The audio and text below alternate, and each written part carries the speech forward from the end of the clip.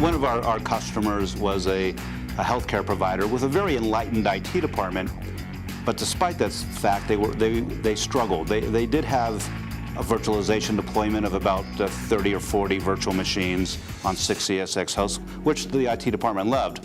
But they also had about 350 or so physical servers, and those physical servers were still taking up the vast majority of IT staff time and things like troubleshooting and upgrades, and of course were very expensive to maintain in the rack space and to power and cool. So the IT staff was extremely challenged with the environment, and while they liked the virtualization deployment they had, the small deployment, they just didn't have the resources either from a staff perspective, because so much was spent on the physical infrastructure, or from a monetary perspective to expand it. They had to go back to finance to get monies for just simple things like new licensing or more storage or upgrading a ESX host or a new host. It was very difficult for them to be able to take the strategic approach they wanted to take because they were trapped in this tactical area of virtualization sprawl.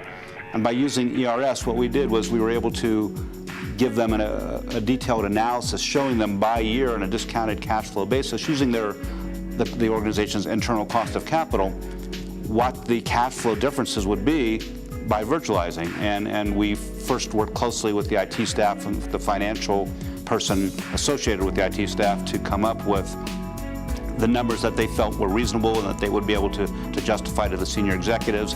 And then we came in and we had a meeting with the COO and the CEO and went over the entire cash flow analysis again, and using the language of ERS in terms of the other initiatives and green initiatives and disaster recovery and high availability and so on.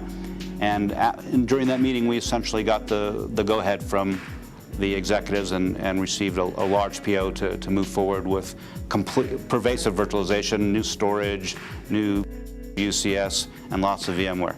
I used to have a ROI consulting firm that I used to run, and even before that, I used ROI heavily in one of my previous companies to sell Citrix. So I have a very long experience with ROI. The most compelling thing, the most interesting to me about ERS is how it emphasizes ROI, but doing it on a discounted cash flow basis by year. That's something I rarely did before. Once in a while, if a customer would ask, but I never really understood that that's the way that the bigger organizations want to see ROI laid out for them. And that once you do, it makes it much easier for the finance people and the executives to make the appropriate decisions.